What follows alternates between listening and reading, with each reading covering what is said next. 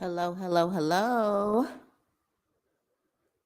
Testing, testing. Can everyone hear me?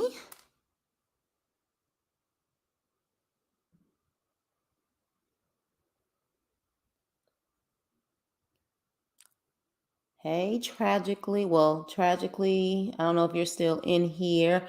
Beautiful Sag. Hey, sis. You're off today. Let me know if you guys can hear me. And more importantly, if you got the notifications. I keep hearing about people not getting the notifications.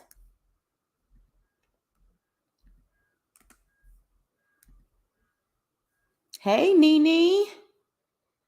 Okay, so there are people in here. For some reason, it's not showing up yet. I think there's just like a serious delayed reaction or delayed response. Hold on, hold on, hold on. Okay, so Nene is here. I saw Beautiful Sag and Tragically was in here. Let me see. Nene, did you get a notification or no? Or did you just know to come at this time?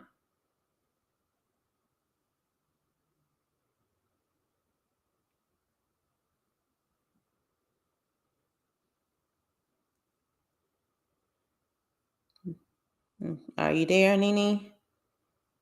Let me check my other side and see if some is here. No one's telling me if they can hear me or not. Oh, okay, you did. Oh, so you can hear me. Okay, so you got a notification. Okay, good. Let me see. Trying to give it a few minutes. I know this is not a messy topic, but it definitely is a topic about not only just the future of our entertainment, but the future of labor workers in general. Because this is much bigger than Hollywood. It's just starting with Hollywood.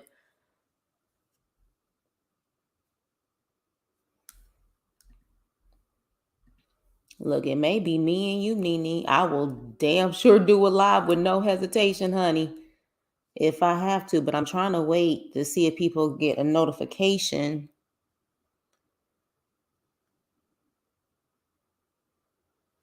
Let's see, let's see.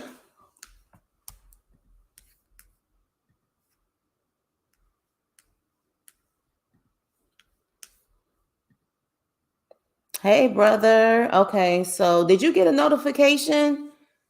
Because for some reason, I don't think. Okay, so now people are coming in. What's going on with YouTube and late notifications? I'm wondering if it's because of the fact that I'm not like I don't have a lot of numbers yet and the algorithm and stuff. Maybe that's why, but maybe that's the case. Okay, so you got yours, brother. Okay, you guys just let me know as you're coming in because for some reason it's like super slow. But we're about to get started. Oh, I'm tripping, y'all. It's only 5:05. Well, now 5:06. Okay, so they always send it after the fact. Yeah, for some reason, certain channels, they send it as soon as they go live. Other channels, sometimes people are saying they don't get them, or like it comes like 10 minutes later, 5 minutes later. But hey, like I said, I knew this probably was going to be like a big topic because my channel, doesn't necessarily really talk about these topics. But we're going to get into some things about what this means as far as being a labor worker in the US at this point. I'll get a pre 30-minute notification before the live, and then I'll get another one after you've already started. So yeah, it's so weird. It's so weird. And I'm sure it also has to do with, numbers and stuff like that. That's the name of the game, which is all good at the end of the day. You know, I'm new, I'm learning. Okay, so it looks like we have a couple people in here. Nini's here, Teef is here. Everybody else, I guess, as you guys come in, you guys can hear it or you can catch the replay. So, for those who are in here, we are going to talk about the WGA and the SAG strikes and how it's really creating like a labor movement, or dare I say, like a labor revolution. And I think a lot of people are looking at this like it's not a big deal, because the assumption is that people who work in Hollywood are rich. And I think people, for whatever reason, probably depending on how old they are, they assume that everyone who works in the industry has money. That's the illusion that they give. But I think these strikes are pretty much proving that some people who work a 9 to 5 and, just what would be considered your normal 9 to 5 jobs, they're probably making more money than people you have loved and seen on TV for quite some time. And so, what do I mean by that? Well, first things first, let's start up with the most recent strike, which is the SAG strike. Okay. SAG is the Screen Actors Guild. That is for all of the actors that you see literally on TV, including background actors. And so I would say, and I don't know, hey, tragically, there you are. I thought I had saw you earlier. I don't know how old everyone is in here, but I'm sure some of these shows, hey May, I'm sure some of these shows we are all familiar with. So let's just take it back to the good old days of television. Okay. And we're going to strictly focus on television right now. Good old days of television. I know we've heard of the shows, The Cosby Show. We've heard of Martin. We've heard of Living Single. Okay. Back then was truly the old Hollywood ways of working in TV. Gilligan's Island got no royalty, and that was in the 60s, if I'm not mistaken, tragically, right? I want to say that was the late 50s, early 60s. I'm going to have to look that up. If you can, look it up for me. 38, but I claim 28. I know that's right. You probably look 28 too, Nene. So that was the late 50s, early 60s. Tragically, if you can look it up for me, because remember, this situation right now with WGA and SAG, the last time they went on strike together was back in like 1960. Okay, because they were fighting for royalties. So around that time, before that time, people were not getting royalties. So, but going back 1964, okay, which, well, damn, that's weird, because I think by then that strike was over with. The plot was in, okay, we'll talk about that. But let's just go back to the Cosby Show, Living Single and stuff like that. Those were old school days. There was no streaming, okay? And so you could easily say back then, if you got on a popular TV show back then, The Cosby Show, A Different World, those type of shows, and they, of course, lasted for years, it was safe to say that you were pretty much set up for the rest of your life if you were a regular cast member, okay? Because you got not only your basic fees as far as being an actor, but you also got your royalties. And once the show was long gone, being live off of the air, you got residuals, meaning that anytime that show aired anywhere else, you were getting a check.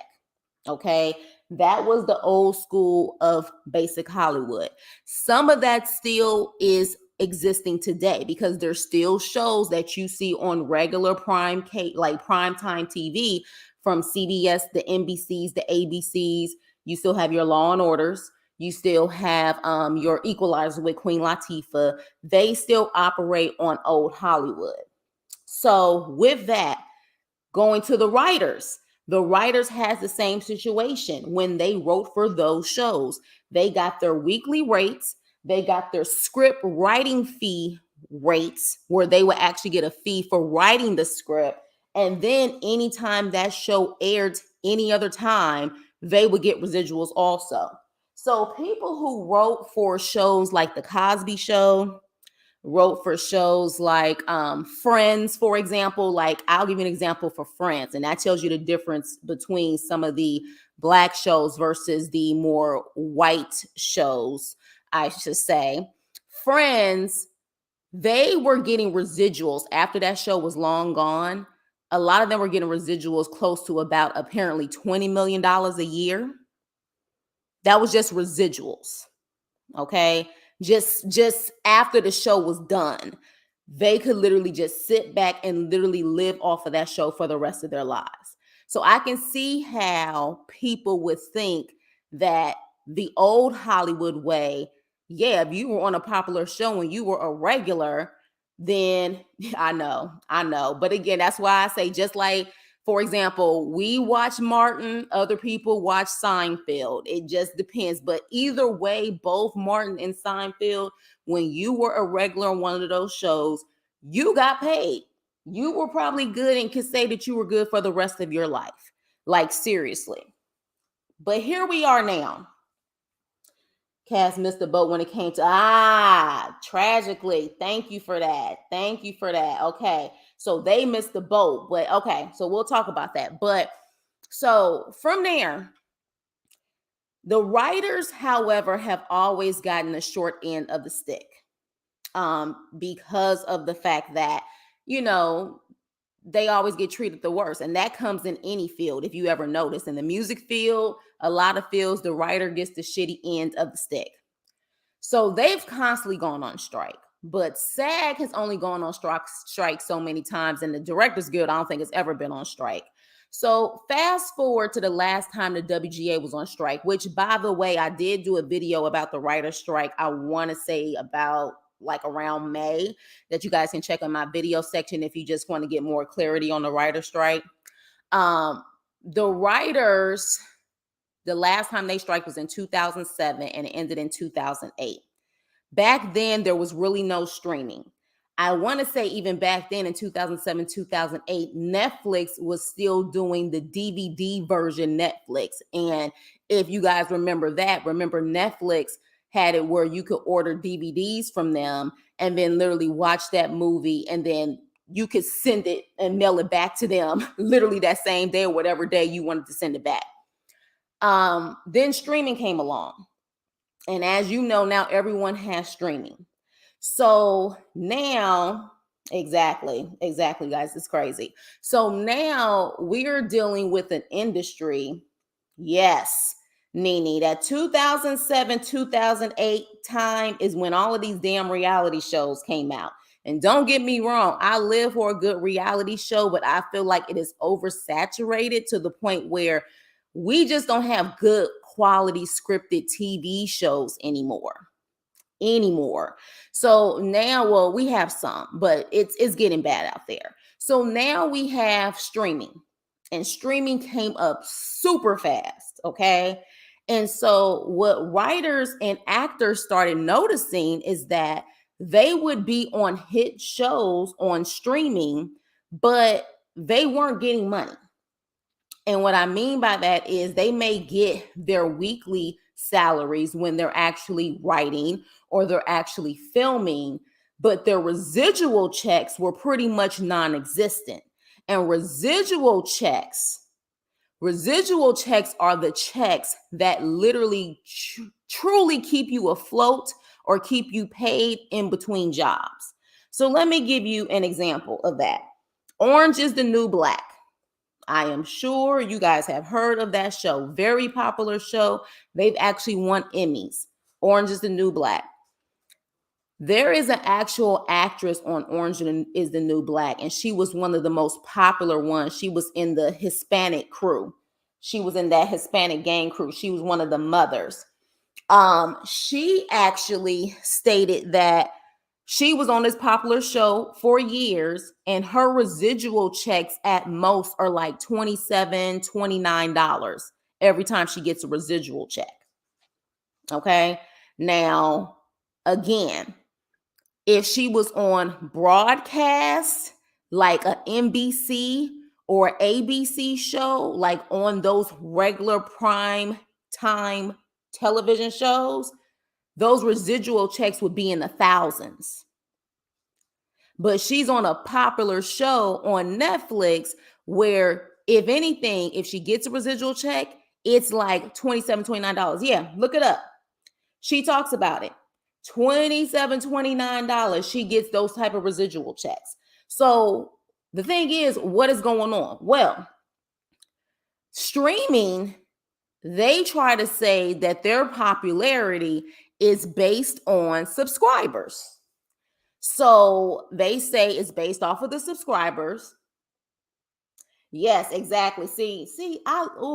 Look, let me tell y'all something. I love when my people come in here and they are so diverse in certain topics. You are absolutely right, my brother. Yeah, definitely. It's bad out here, y'all. But I want to give y'all the picture and then I'm gonna explain how this can get bad for all of us. So they claim that their subscribers is what determines the popularity and all of that good stuff. So versus where with broadcasting is based off of the advertisers, of course the viewers, but the advertisers, people who want to pay those commercials that you see in between, they're paying for those actual slots. With the actual streaming, they say it's the subscribers. The problem is that these streamers are not being transparent as to how many subscribers do they have, how many subscribers are actually watching these shows. They're not being honest with the revenue and what they're bringing in, and also the subscribers that are watching, say, a Orange is the New Black or a Squid Game. So what you essentially have is these streamers pretty much saying, believe our word. We're not going to be transparent, but believe that streaming isn't doing that well. So because of that, we can't give you residuals. So while I said $27, $29, Nene, that is actually one of the higher ones. We literally have people who have shown residual checks of maybe $3, 6 cents. Like it costs them more to actually create the check than actually how much is on the check. For example, the girl Brandy from P Valley, she posted about that also. She showed 3 checks saying that it was her birthday weekend. She was happy she got these SAG checks. And I think one of them was a couple of cents. The other one was $3. And she was like, yeah, and that's why we're going on strike. So what used to be a lucrative business, even background actors were able to make a good living just doing background work, has gone to pretty much nothing for the streaming side. If you are able to get a show, if you're able to write on a show like The Equalizer, if you are able to act on a show like The Equalizer, you're still in good hands because that's still based off of old Hollywood. But that's not the majority of writers and actors. Most of the shows now are on streaming networks. And so you have literally, yes, exactly. And you literally have people who can't pay their bills or get medical because they're not even making the minimum to be able to get their health benefits. SAG, for example, you have to make $26,000 of money or residuals to be able to at least keep your medical. Some of these people are busting their butts trying to work in the streaming world, and they're not even able to bring in 26,000, which means they do not get their medical. So this is why I'm saying I think a lot of people don't understand it. They hear it and they're like, Hollywood, like why do I care? Are they all that money they make? Fame or people having popularity doesn't mean they're making a lot of money. And we're not talking about the big known actors that's been in this game for 20, 30 years. We're not talking about the Denzels, the Tom Hanks and stuff. Like they have been solidified. They have made their mark. This strike doesn't affect them, but they stand by it because they remember, of course, when they were working actors as well. But like, for example, Taraji P. Henson, who I love because she's very honest and very transparent about how she has definitely had her moments of struggling, trying to get into the acting business. She broke it down with Benjamin Buttons, for example. She said for Benjamin Buttons, and I think that was the actual movie that got her Oscar nomination. She says she made $150,000 off of that. Now, of course, when you first hear that, you're thinking, that's a good amount of money for maybe, I don't know, 6 months worth of work. Low-key numbers are just different, right? So here's the thing. $150,000 sounds like a lot of money for 6 months. But you have $150,000. When you make that type of money, we already know the IRS, the man is going to take half of that. Okay? So once he takes half of that, that's 75,000. Then you have to pay your team of managers, you have to pay your team of agents, possibly your publicists, which could be easily around 25-30%. But like Taraji described, it's not 25-30% of that 75 that she has left after she pays her taxes. No, they get the 30% of that 150,000. So think about that. They already take, hey Jet, they already take half of that 150, but you have to give your team their percentage of the 150 that they actually was able to do a contractual agreement for you. So they will give you the 150, you have to give them that percentage of 150, even if you don't have that 150. So you figure you get 75,000, 30% of that 75,000 has to go towards your team. How much money do you have left? Not that much. Meanwhile, and again, you live in a place like LA or New York. Meanwhile, those 6 months that you were actually filming that movie or that show, you literally could not work any other job. You were under contract to stay committed to that job, or based on the schedule, you couldn't work another acting job. So when you really think about it, once you do all of the calculations and everything else, you're not making that much money within those 6 months. And Taraji said by the time she got the money that she could actually collect, it pretty much was only enough to take care of her son's tuition, because she said she made sure she focused on her child's education more so than having a Benz and all these elaborate things that people want to have. The rest of that money went towards her son's tuition. She didn't even really get to see that money.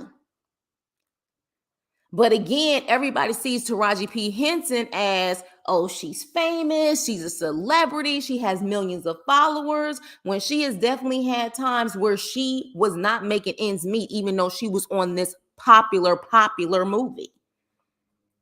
So I think a lot of people think, now, is she okay now? Possibly. But I mean, I don't know her pockets, but the reality is, I could see how she could possibly still be struggling, because again, you have to pay a lot of people out, including the IRS. So the residuals for the streaming part are the biggest issue, one of the biggest issues as far as both of these strikes for the writers and the actors. They're just not seeing the residuals when they're writing and when they're acting. Exactly, tragically. See, that's my girl. Not, I would say even more than that, because it's only 1 or 2% of the actors that we know that are truly making the money. The rest of the actors and the writers, yes, people don't know. They say on average, your working actor only makes about 40,000 a year. Not that much for the writers either. So this is truly about the workforce who are creative as hell. They're the ones who bring everything to light, but yet some of them can't even pay their electric bill. There's this one writer who's on this show called The Bear. I don't know if you guys are familiar with The Bear that's on Hulu right now or FX. He literally said that he's on this popular show, The Bear, and he couldn't even pay his rent. So this is how bad it's gotten because of the streaming. This is how literally, yes, TV in all reality don't pay much. It used to though, brother. It used to. That's why I said you can see when you think about it, look at not only the parents, but look at the kids from the Cosby Show.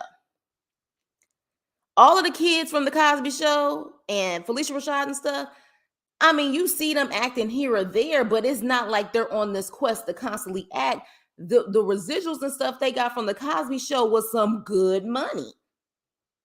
And it should be that way when you really give your all in your creativity. We all love TV, we all love entertainment. So they should be able to live off of that type of residuals forever.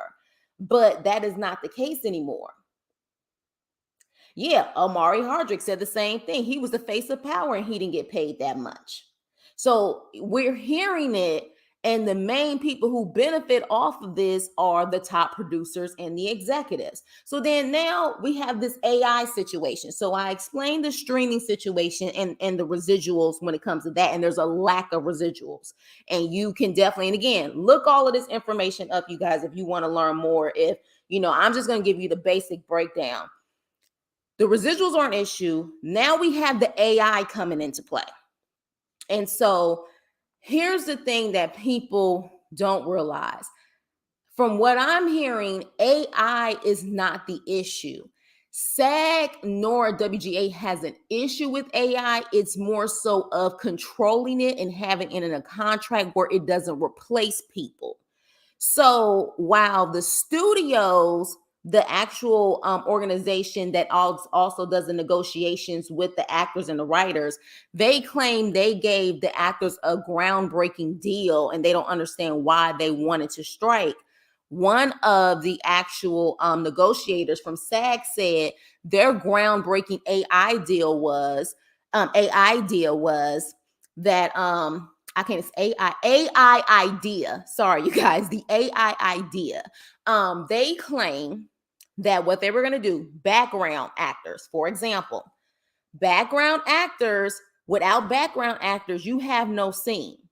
If you can imagine watching anything from Insecure to P-Valley without those background people, it would look hella weird watching that show. Well, they apparently suggested that they were going to take AI, scan those background actors' faces, and use them for one day. And mind you, one day's work at being a background actor can be like $125. And we're not just talking about an hour worth of work. Some of those background people are there for like 10 hours, literally 10 hours, and they're only making about $125. Maybe at most you can make $200 on a good budget, but at most $125, $150. They want to take AI. They want to scan those background actors' faces, pay them for one day, but use their likeness in their face forever. Meaning that we pay you $125, we scan your face, but we can use your likeness, your image, and everything forever without you getting paid again. That's what they want to do. So can you imagine you actually being in a show or in a movie? They scan your face, you're there for 10 hours doing that work. They will take your face, your likeness, and the next thing you know, 10 years from now, you can be in another popular movie, popular show, but you will not get paid from it. You pass away, your grandkids can see you in a show or a movie. When they get, older, you're not getting paid for it. Your family's not getting paid for it. That's what they actually suggested to SAG. And SAG was like, hell no.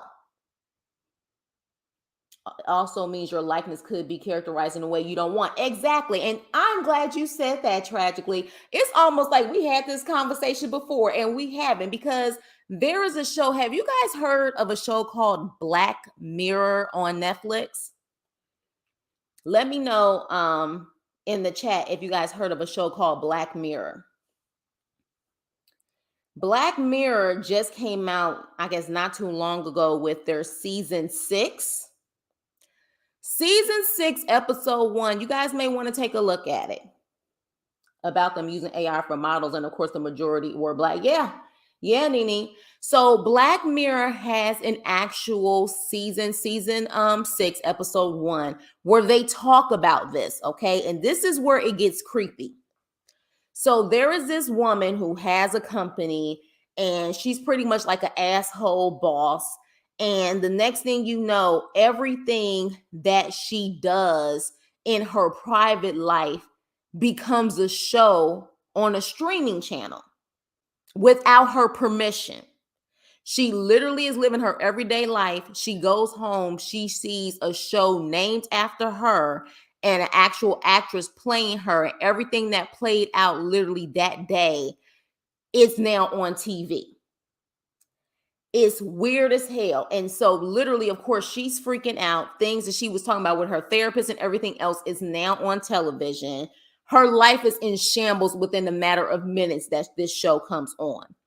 She goes to her lawyer because at that point, she's like, I need to sue because who the hell has my life on here and I didn't give them permission. And the lawyer tells her, well, you gave your permission to this streaming network.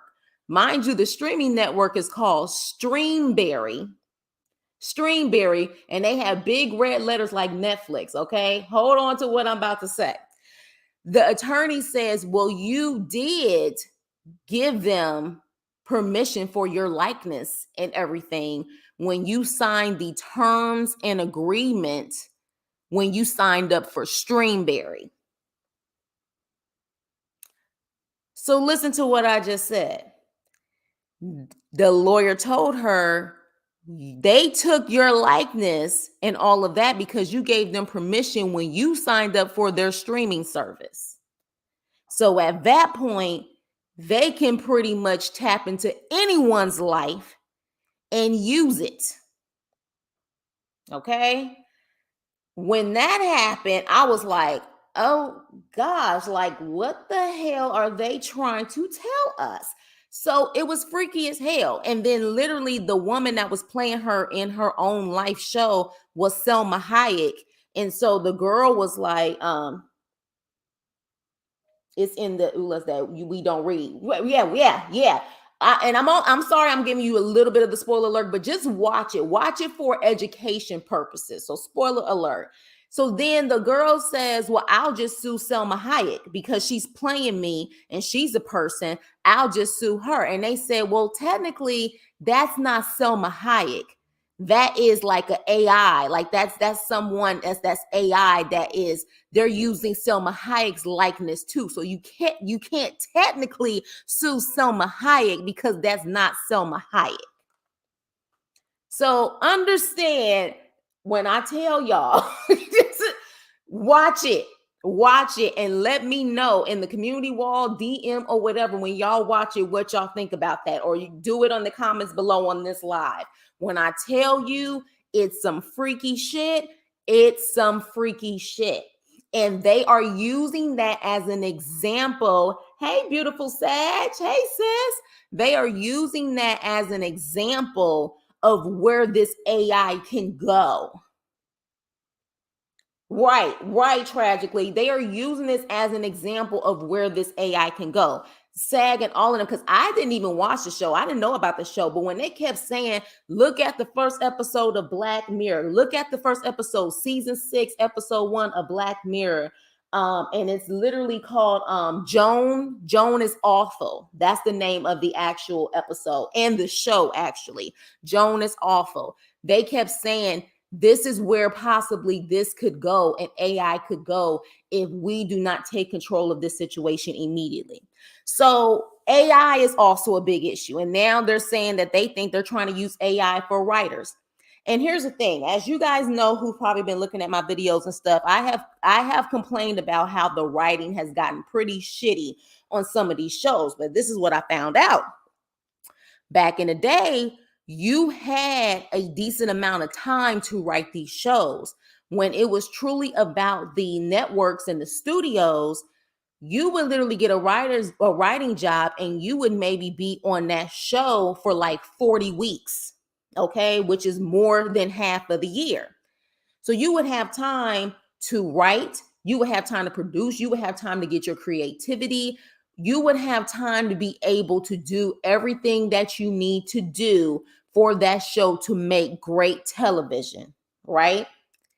Now we're in a situation where some of these shows may only get 6 weeks, 7 weeks, maybe on a good show, maybe 8 weeks to write a whole season.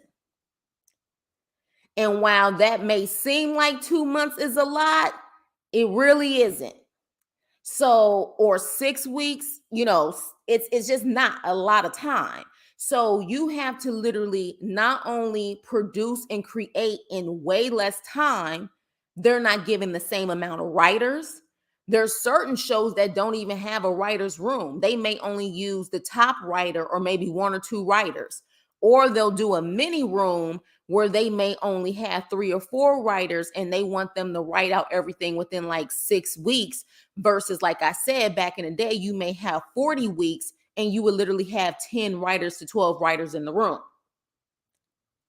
So the writing has gotten bad because they are pretty much getting overworked and given not enough time.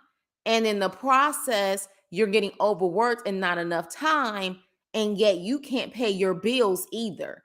What kind of writing quality are you really, what do you really think you're going to get? You're going to get what you give out. If you give out shitty situations, you're going to get shitty writing. So that's what's going on. They are literally trying, sign shows, I'm sorry, I'm trying to read at the same time. But yeah, they're literally trying to make writers work way more faster with less money and less resources. And then we wonder why there's a shitty situation with, damn, these shows are shitty. Certain shows have been able to maintain, like Snowfall. Snowfall was one of my favorite shows within the past couple of years. But other shows have literally lacked because they are not giving the resources nor the money to these writers. Meanwhile, these executives are saying there's no money.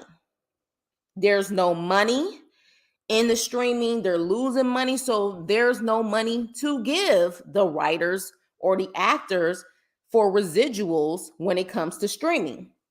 Well, here's the problem with that, y'all.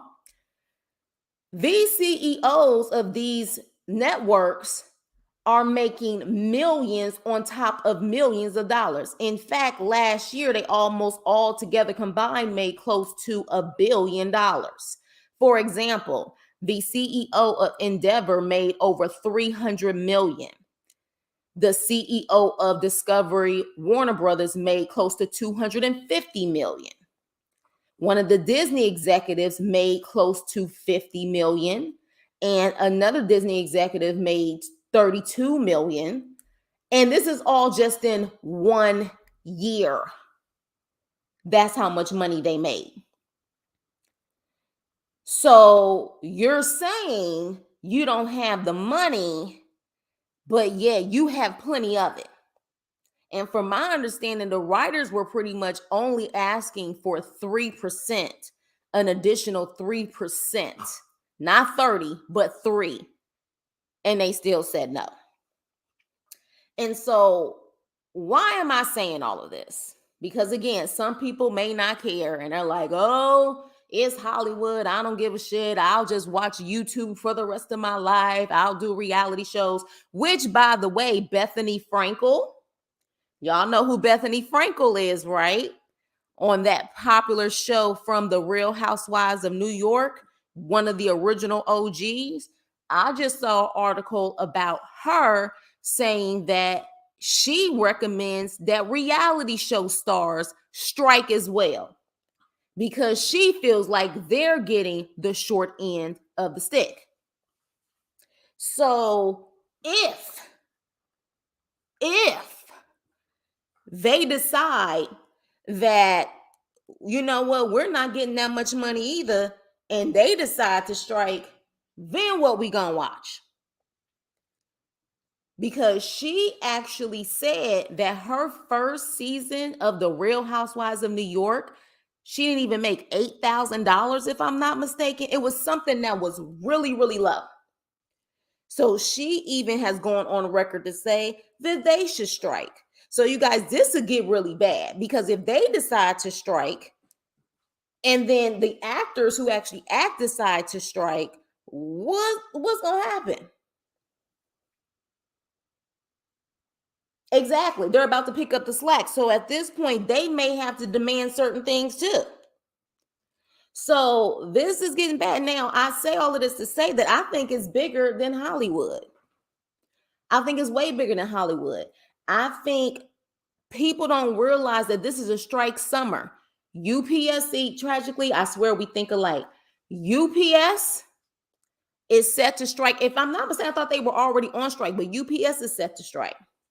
Then we have a union of hotel workers who just not too long ago in California striked. I know Starbucks and Amazon not too long ago had their labor workers striking for union rights and things like that. When I tell you it's getting bad because this AI stuff, I don't think people realize is deeper than Hollywood. It is affecting people's jobs all the way around. And people are also, it almost comes off that they want to overwork people, underpay people just so they can leave, so they can be replaced by AI. That's the way it comes off to me.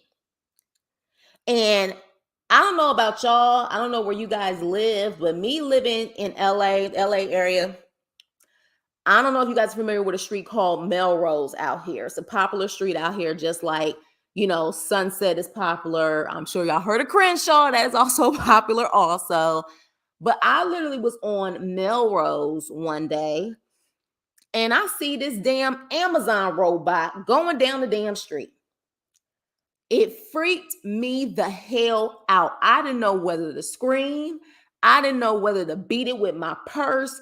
I was freaked out. I just saw these lights and this robot looking thing just going down the street. And I said, what the hell is going on? Clearly, people on Melrose are used to it because they didn't respond. I was the one who was responding to it. It was literally an Amazon robot making deliveries up and down the street of Melrose. And while I was freaked out, I was just like, well, what the hell? And apparently they're all over California now.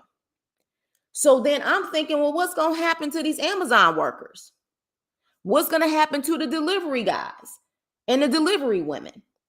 You know what I mean? And then we already know also with some of our major places that we shop, the Targets, the Walmarts, what have we seen more in there? Self-checkouts. When I was growing up, there was no self-checkout. You had to actually see a person to check out.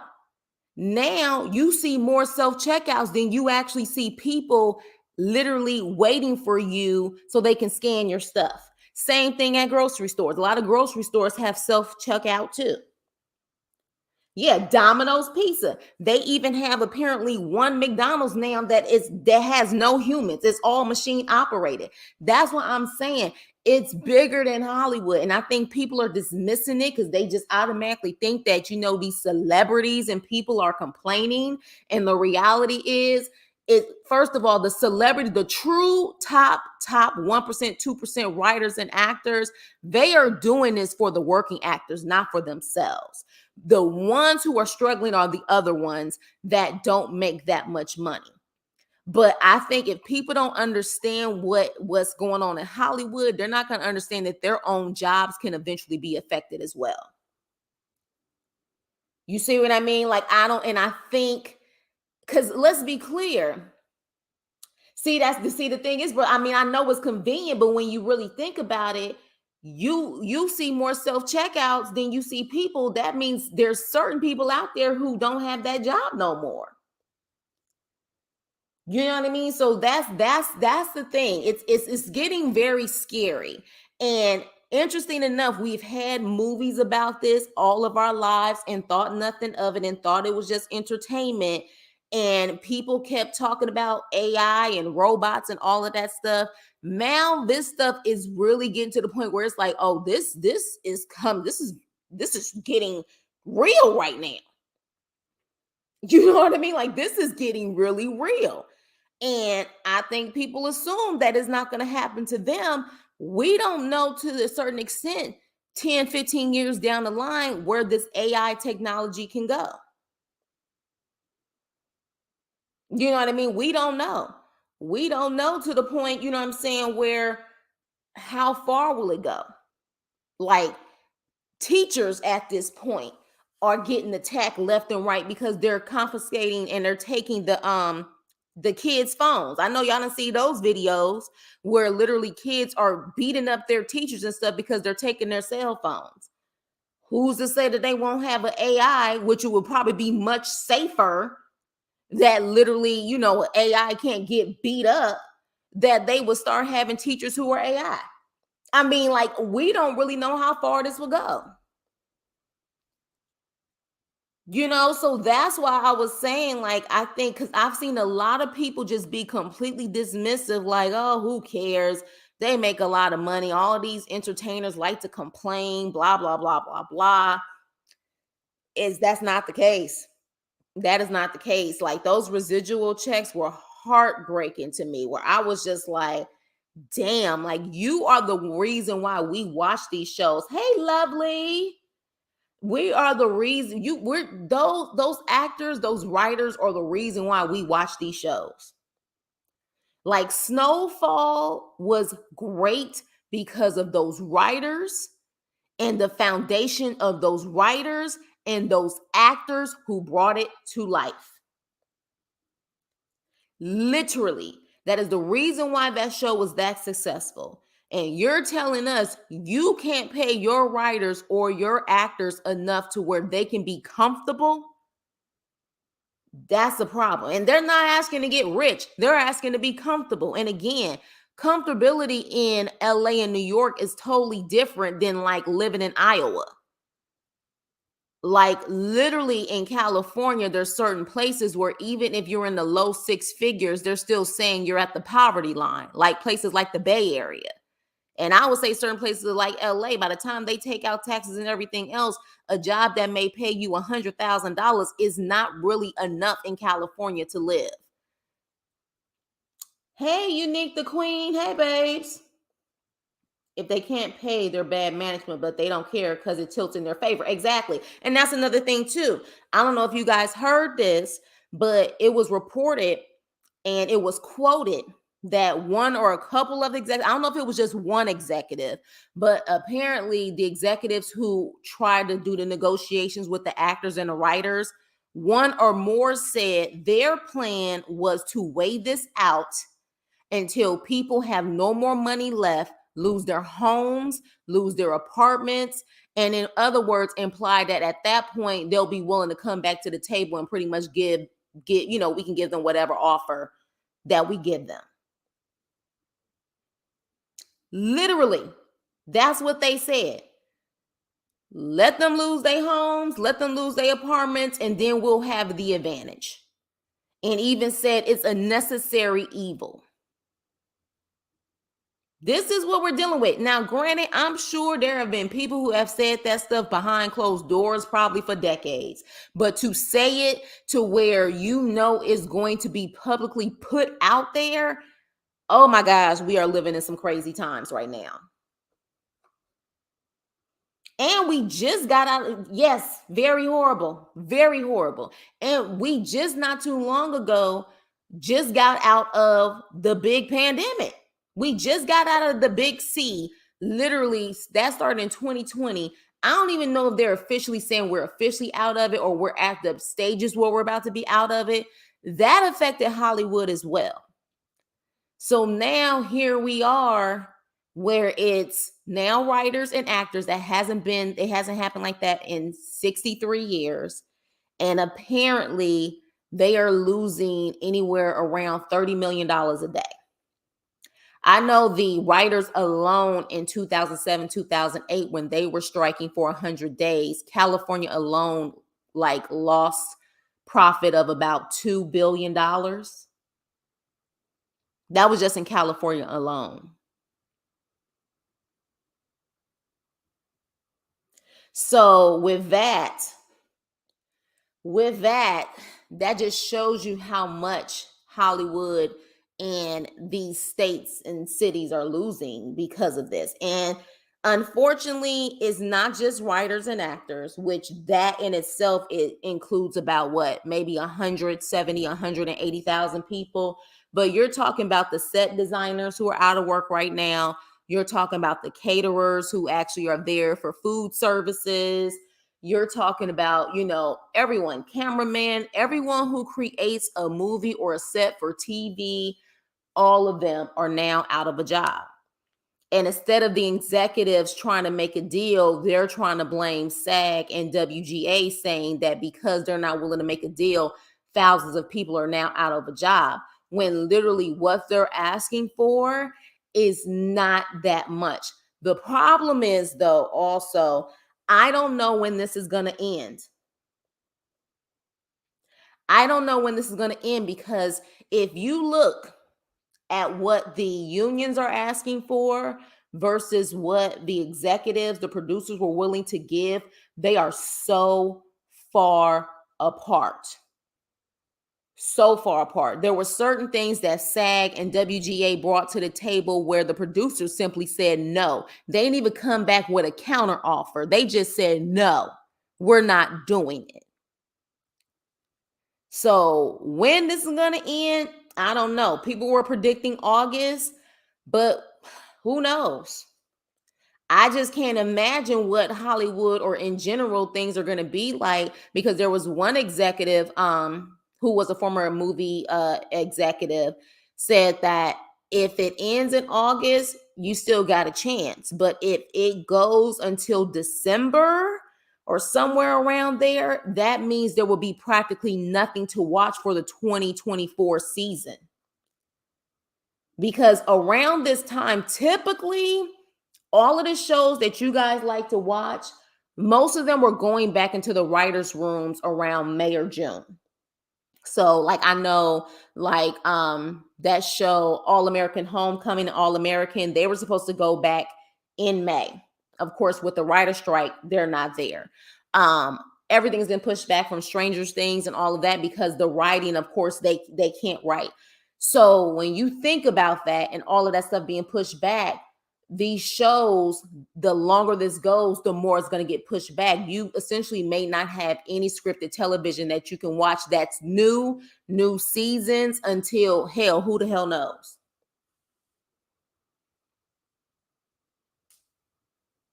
So this is how crazy it is. And that's why I think, again, we're also living in a society where people are, I think, desensitized with not caring as if it doesn't affect them. But the problem is, if you really listen to everything, you start to realize how this could easily affect you, because AI could affect everyone. And when you really think about it, we already are dealing with AI in our everyday lives, from our phones, where we use our faces to open up our phones. You know what I mean? Like, we deal with AI a good amount already, scanning our faces, all of that stuff. We're dealing with it. So who's to say that your job wouldn't get affected from this type of stuff?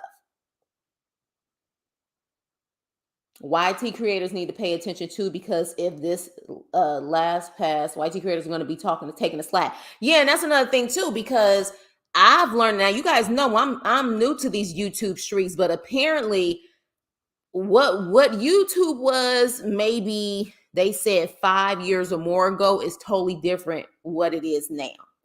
They're even saying that, I guess, the difference in pay and stuff like that is just totally different. So yeah, it's scary out there. And being a creator is hard. I mean, in any aspect, being a creator is hard. Being original, coming up with stuff to entertain people can be difficult. I don't think what they're asking for is just unrealistic. The problem is, though, again, oh, and that's another thing too. And brother, I know you here to listen to this. Netflix, remember, they stopped their password sharing. Remember, they made an announcement about that. Password sharing is no more. We're not doing password sharing. Well, apparently, because they stopped that and they found a way to stop the password sharing, they apparently are saying that their subscribers have gone up. So literally, from my understanding, they're saying that they had a very high amount of new subscriber growth since they stopped the password sharing. So literally, they said that Netflix has added about 7.6 million accounts in the last 6 months, because they have cracked down on sharing passwords. So what does that mean also? Well, if the other streamers hear that Netflix has been able to get more subscribers. In fact, millions of more subscribers for cutting down on password sharing. Guess what you think is going to happen with all the other ones? They're going to do the same thing. They're going to do the same thing. So, yeah, it's again, it's definitely has gotten to the point where this is about classism. This is literally about classism. This is about the rich versus the working class. This is about the 1% versus everyone else. This is what it is right now. This is literally what it is right now. And you're right, brother. Monique was right about a lot. Here's the thing. Monique was right about I don't want to say everything because there were certain things she was not right about. Monique had valid points in some of the things that she said. The issue was of how she said it that became the issue. How she said certain things was the issue. But there certain points that were valid? Yes, because there were certain celebrities out there who were backing her up saying they agree. They're not getting paid the same. It was just how she said it that became the issue, that where people wasn't willing to listen to the message because of her delivery. But was she lying about certain things? No, because here's the thing. The Parkers, for example, going to the Parkers was a popular show. Why is Countess Vaughn, who's been in this industry since she was a baby, that girl was on Star Search and she was on 227. If y'all remember that show, 227 with Marla Gibbs. She been in this industry since she was a little girl. Why is she fighting for residuals and stuff for a show that was extremely popular and she was the main character, her and Monique? So these are the things that, a lot of people are fighting over. But again, it's not just Hollywood. UPS is fighting right now. I think it's truly going to be a strike summer. Like it's going to be a lot of people who have said enough is enough. And then besides the fact that they were saying that they were going to allegedly make people lose their homes and stuff like that, which, by the way, some actors responded to them saying that, and some of them responded in a very interesting way. Just look up Hellboy. I think his name is Ron something. He had a lot to say about them talking about losing their homes. The man went in. But literally, these courts are overstepping their boundaries, but they feel like they can because they're the 1%. They don't look at us as people. Like they only care about their bottom line. Like that's what I'm saying. They only care about their bottom line. And that's why I say time and time again, even union jobs typically can't even, it's almost coming off, because you know how when you got a union job back in the day, especially when our parents, they to get a union job was the big shit. To get a union job, you was going to be okay, because typically with your union jobs, you had certain protections, you had benefits, you couldn't easily get fired. Unions were there to protect you. Now you have unions that can't really even protect their employees anymore. So that's why I say, like, at the end of the day, you got to protect yourself at all costs, because it's getting crazy out here. Because even union jobs don't do that anymore. You hear people left and right getting let go for whatever, you know what I mean? Or, careers and stuff that you think that you've had for years, all of a sudden you're let go. These companies don't care anymore. They just really don't. See you tragically. Thank you. And thank you for your knowledge. I appreciate you, honey, because we definitely was on the same page with a lot of stuff. See, exactly, Nene, because at the end of the day, a lot of us, have either felt it before, currently feel it, but I think a lot of us have had those moments at work where we feel overworked and underpaid. Okay, brother. Well, I don't know about doing all of that like immediately. Let me put this up here. Yeah, but not, what I'm saying. Well, my thing about voting is you have every right to, what I'm saying, like vote or not vote. I'm not one of those people, and I know people are gonna be like, oh my gosh. But at the end of the day, like, I feel like my ancestors fought for me to have the option to vote. But that's my opinion. But some people, especially, with their locals, if they feel like they don't have anyone there that truly represents them and represents what they want as far as their needs in their community, are you going to just automatically vote if you don't feel none of them represent you? So I know that's a very sensitive subject, but that's what it is. Damn it, that's what it is. But yeah, so that's what I wanted to talk about, you guys. And I hope you guys got some knowledge. Let me know if you guys learned something from this. I don't know if you guys even want to do a panel to talk about this, but yeah, that's what it is. So these actors and these writers have every right to fight for what they want. Now, when is this possibly going to end? I don't know, but I do know this. It doesn't seem like AI is literally at a place yet to do everything that these executives want it to do. So at a certain point, they will hopefully need to come back to the table to talk to both unions. My thing is, every 3 years, these unions go back to these producers and they try to negotiate again. A lot can happen in 3 years. Hell, we clearly know what happened within 3 years with streaming. Streaming just really creeped up on everyone. A lot can happen in 3 years. So my thing is, when you get a deal, what the hell's going to happen in the next 3 years? And then in the next 3 years. So that's why it's getting to the point where things are very, very scary. I'm going to strike from bills. Look, inflation is a bitch. It really is. It really is. There is no nice way to say it. I had to say that curse word. Inflation is a bitch. It's literally everything is going up, but it's not like people's salaries are increasing. Everything is going up. Yeah, exactly. If they pay people properly, it wouldn't be the issue. And it's not like they don't have money to spare. How does one person being a CEO of a company make 300, 250 million dollars, and you got your attorney saying that there's no money to give to the people who help you create the masterpieces that you make money off of? How does that even make sense? How does that even make sense?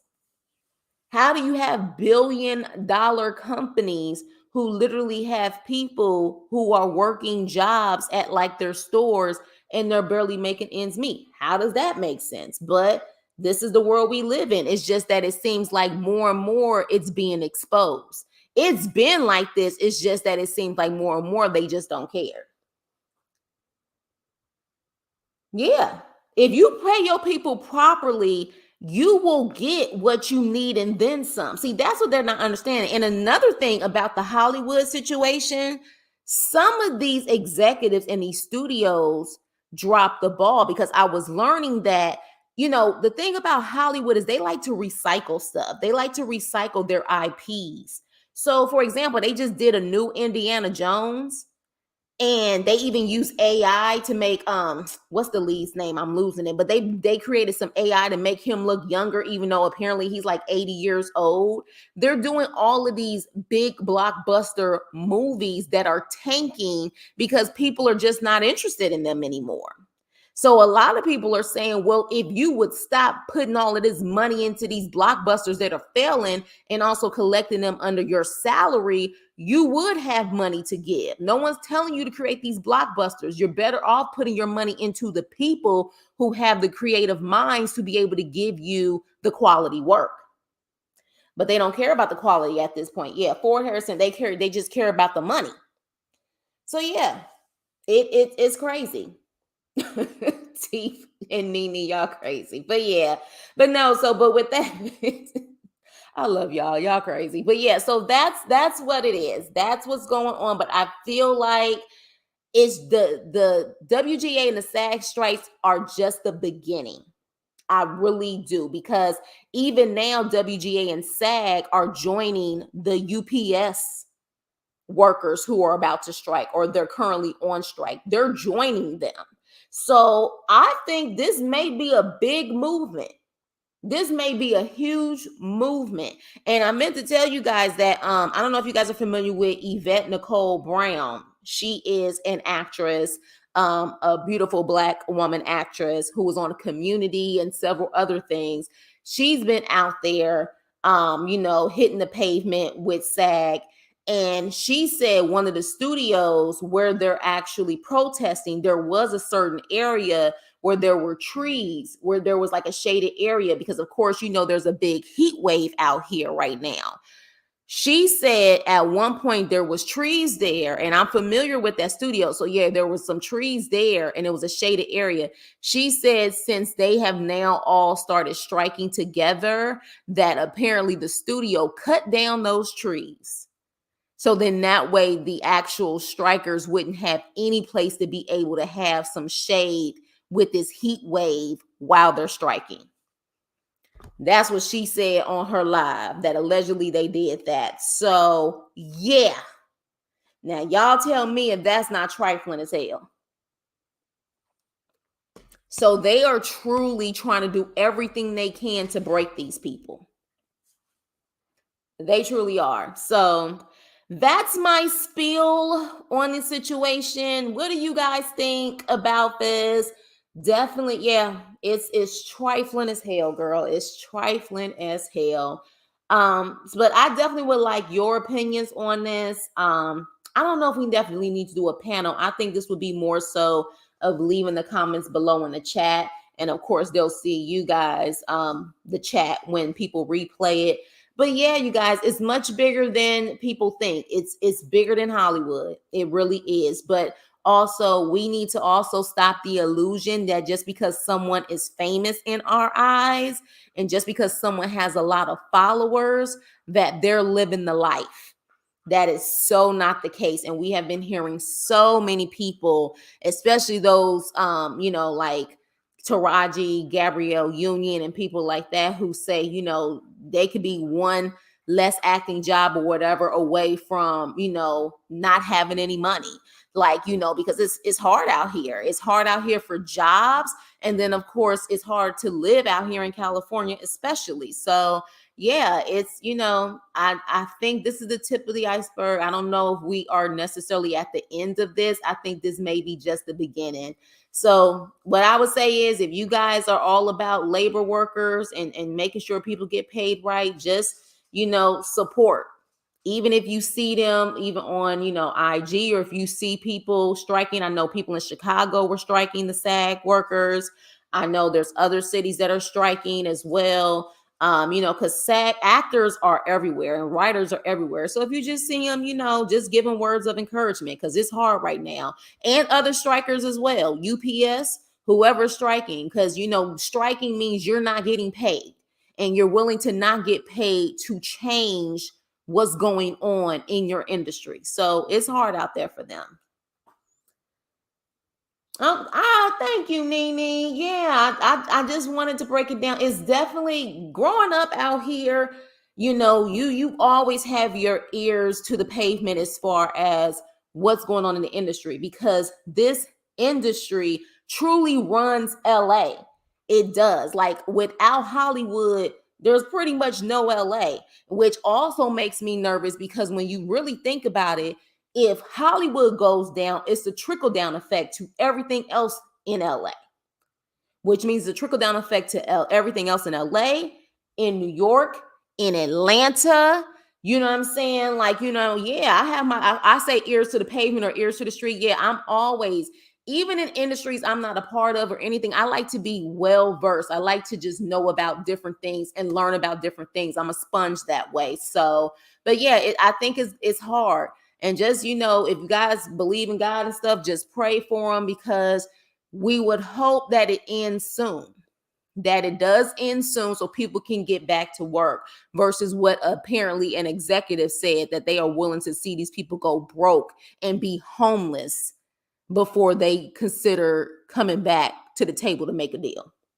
So with that being said, you guys, I love you. Thank you for taking time to listen to me rant about the strikes and how this could be a labor movement slash labor revolution, because it may be a pretty sticky summer. And I ain't just talking about the heat, but I'm talking about the heat on what these actual workers may bring to these corporations.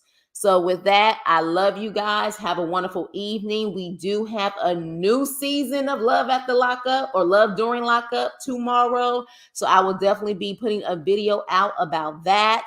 But yeah, I appreciate you guys so much for tuning in, and the replay gang. Thank you for also coming in, and I will see you guys soon. Toodles.